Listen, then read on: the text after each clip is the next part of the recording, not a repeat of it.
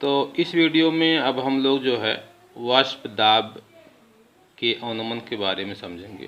तो पहले मैं आपको समझा दूं कि हम लोग अब पढ़ने क्या जा रहे हैं।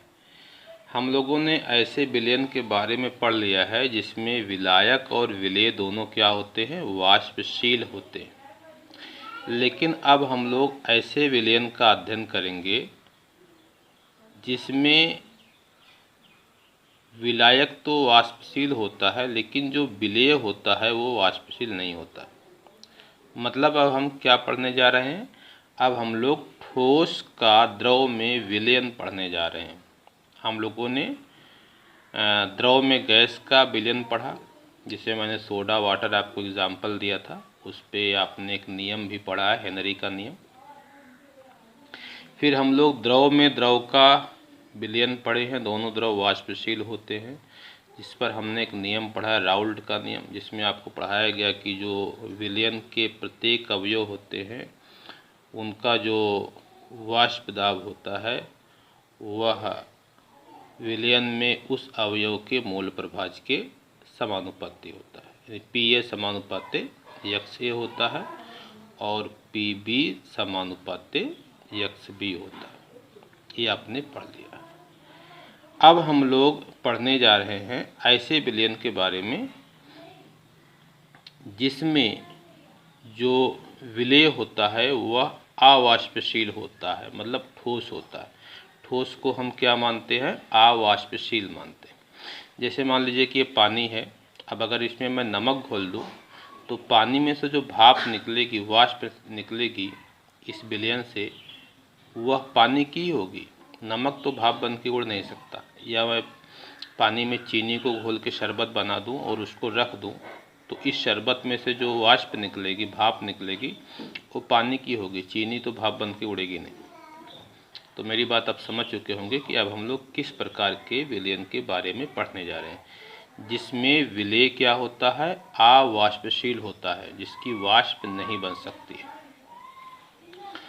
तो अब अगर विलेय अवाष्पशील है तो क्या होगा, आपको मैं समझा चुका हूँ कि जो वाष्पन की दर होती है, वाष्पन क्या होता है पहले इसको ही समझ लीजिए।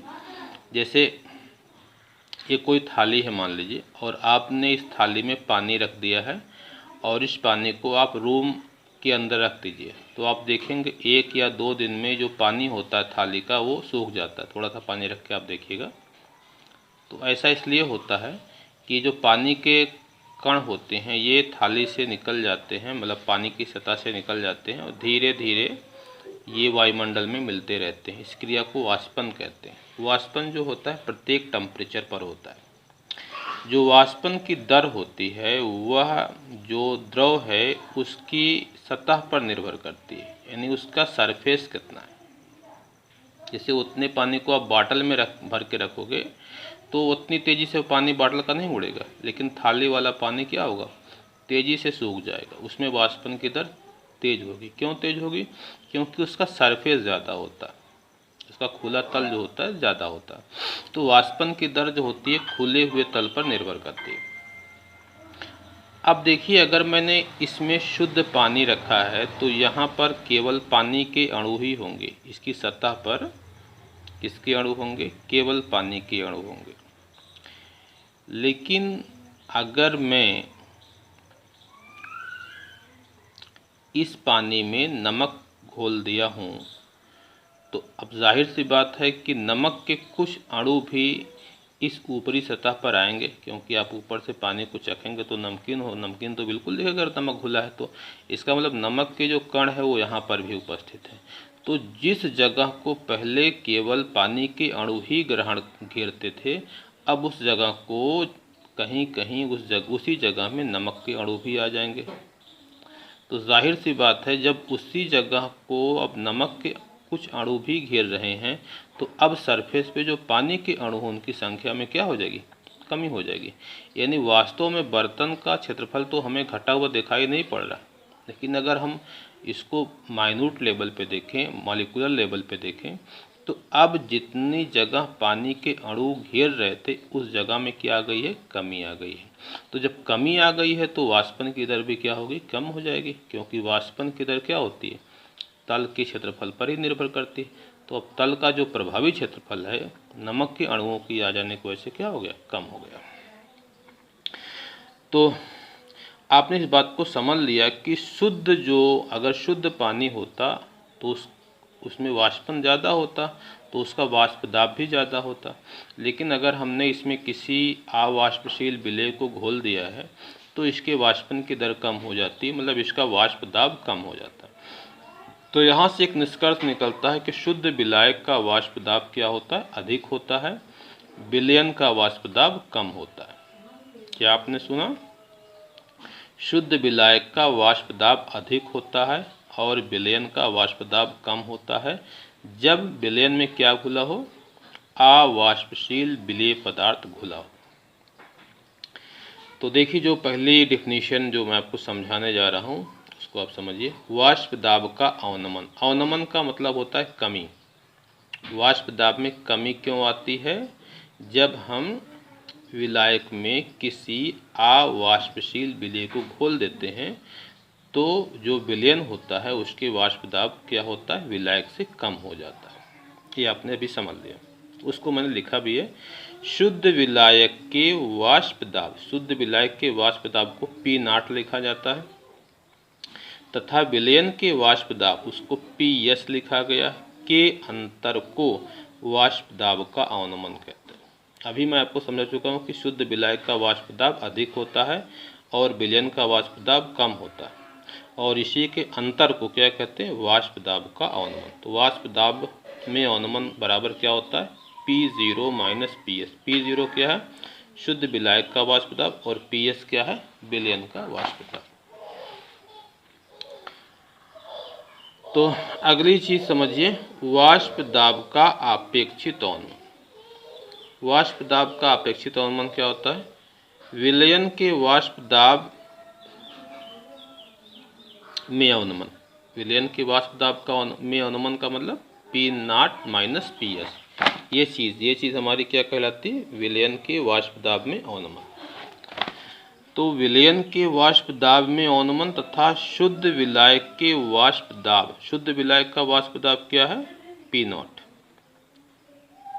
के अनुपात को वाष्प दाब का अपेक्षित अवनमन कहते हैं।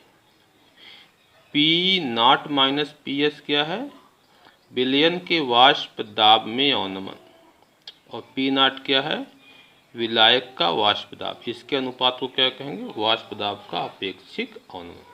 तो ये फार्मूला है, वाष्प दाब का अपेक्षित अवनमन बराबर P0 माइनस PS बटे P0। इसको याद रखिएगा।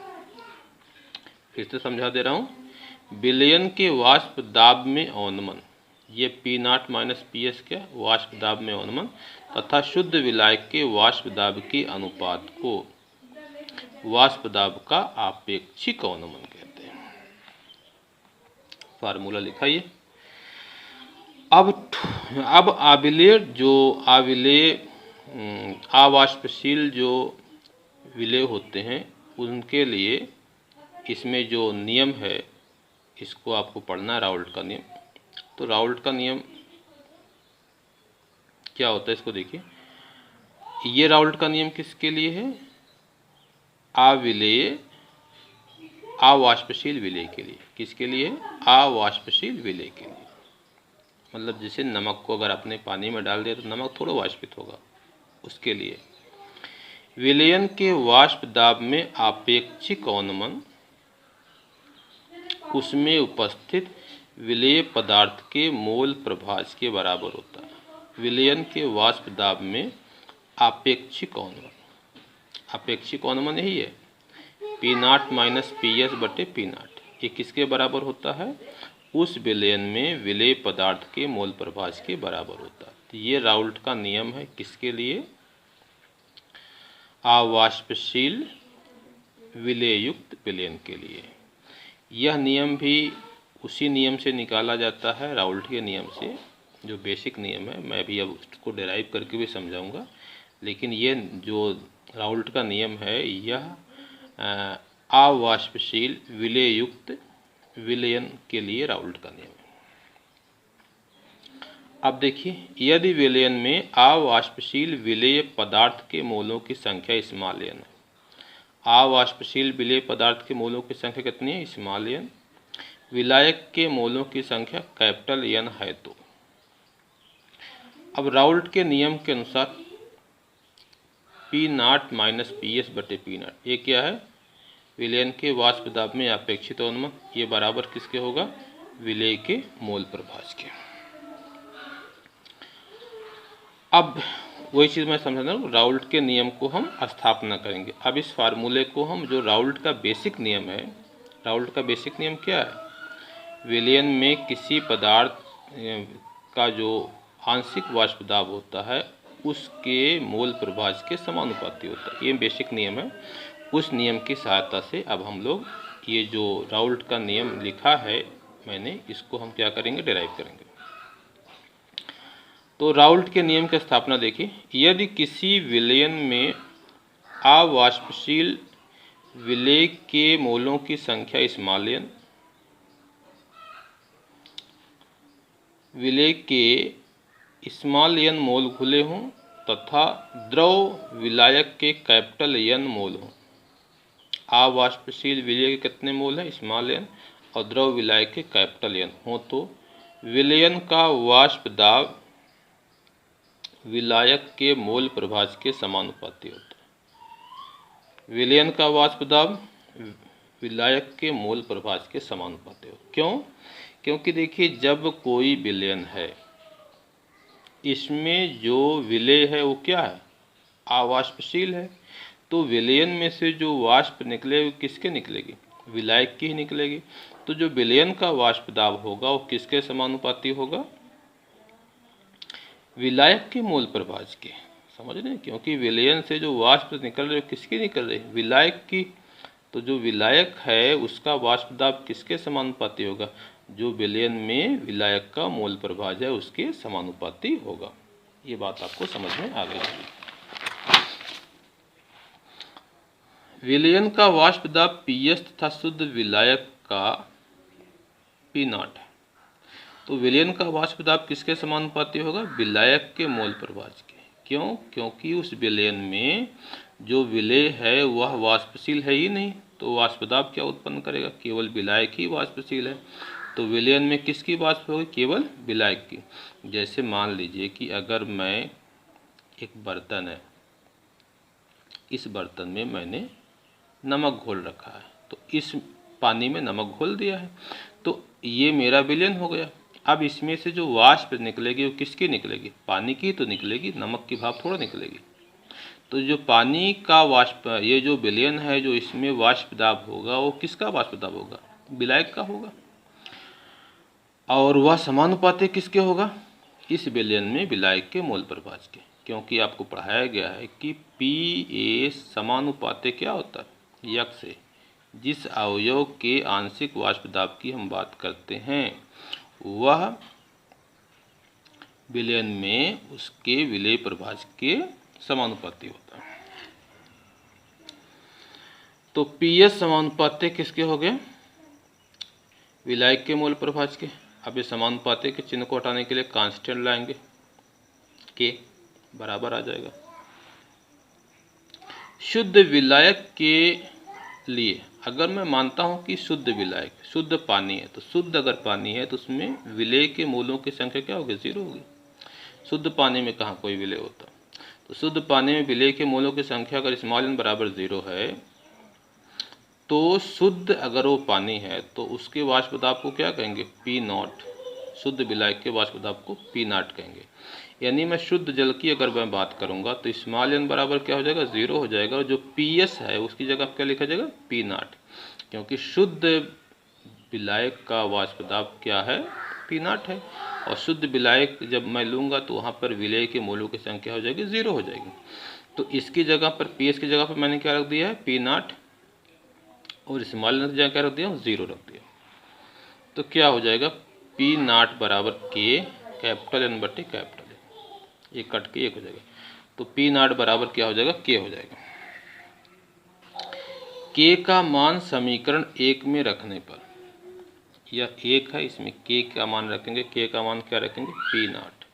तो PS बराबर P0 कैपिटल N बटे small n plus capital N। तो पी एस बटे पी नाट बराबर होगा कैपिटल एन बटे small N plus capital N. अब देखिए दोनों तरफ के मोलों को 1 से घटाने पर,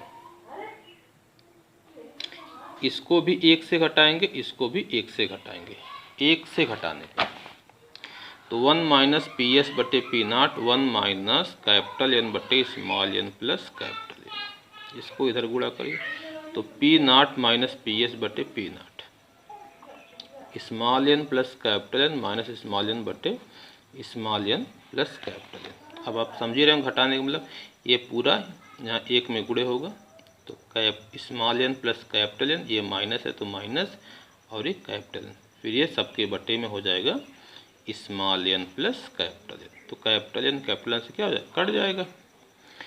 तो यहाँ पर क्या बचा, पी नाट माइनस पी एस बटे पी नाट, ये हो गया स्मॉल एन बटे small N plus capital N.